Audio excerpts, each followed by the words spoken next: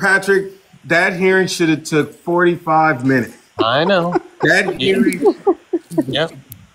discussing the merits of the soul, getting in, finding out what are the details of this law. Does it or does it not support the withdrawing of a request for a petition to resentence?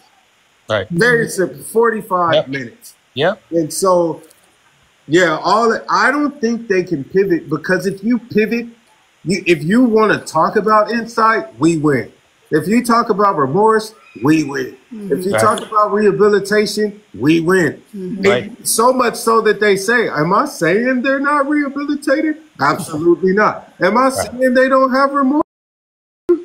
If you can't say they don't have those things, that means they should be resentenced, sir. This literally is the definition in the law of what we're asking for.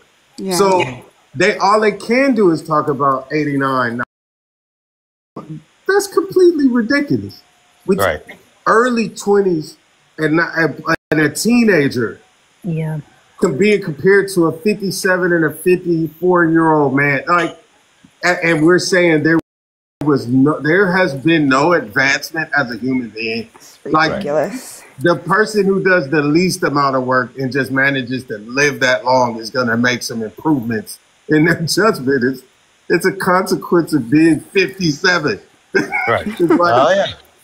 So ridiculous. Yeah, and then when you think about everything they've done, so they know what this comes down to is they are aware they can't win.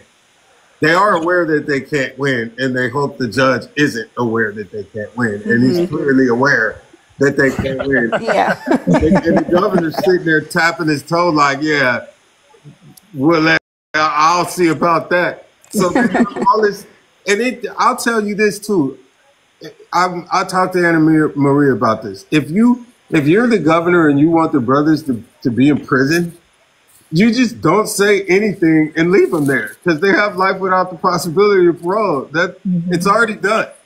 Right. So to have a governor tinkering at all, this if you're an ADA, this is pretty bad. This is a pretty bad situation. It is. Yep. Yeah, they're the Titanic with like 10 feet of nose sticking out the water. Like that, the rest of the boat's gone. This is all bad.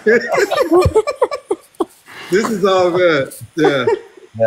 Hockman's just standing up right there at the end, like when they had the outstretched arms. He's going down with the ship, playing his violin, just screaming about spoiled rich kids, like with his nose barely above the water. Yeah, this is all bad. Yeah. I see a meme. Jules. Right? You just created a meme, Max. We're gonna win. We won. We're winning. Like it's like 55-10, and they got 3 minutes left. This is not they can score 4 touchdowns and lose. They're coming home. Yeah, this is. Oh yeah. They're coming home. It's a howl now. Yeah. How? How and when? About how? All the good things they've done, like it's overwhelmingly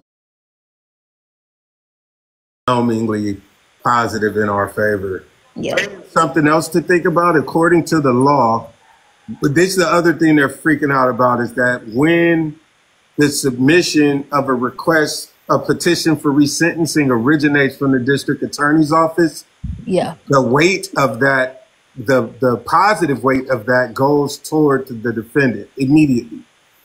So you already are walking in there with the advantage that the office filed the petition themselves. And Hockman knows that, and he's trying to undo it. But because the district attorney's office filed that petition and the family supporting it with Marcy's law, the judge already has this. That's done. Every reason he could have, those two things already satisfy it. So now we're talking about, are the brothers rehabilitated? I'm not concerned about that at all. I'm not concerned about that at all. That's why they got to talk. He was 23. Like, come on, man, what are we doing? Yeah. Yeah, don't get me started or we'll be on here for another hour. Go get your rest. Yes. Thank you so much for being here. I really appreciate you all. Happy to have my tribe We're gonna kick some butt. Next time we do it live, we're gonna be celebrating. I might have a joint that night. Yes, you earned it. Oh man! Free the Menendez brothers. Free the brothers.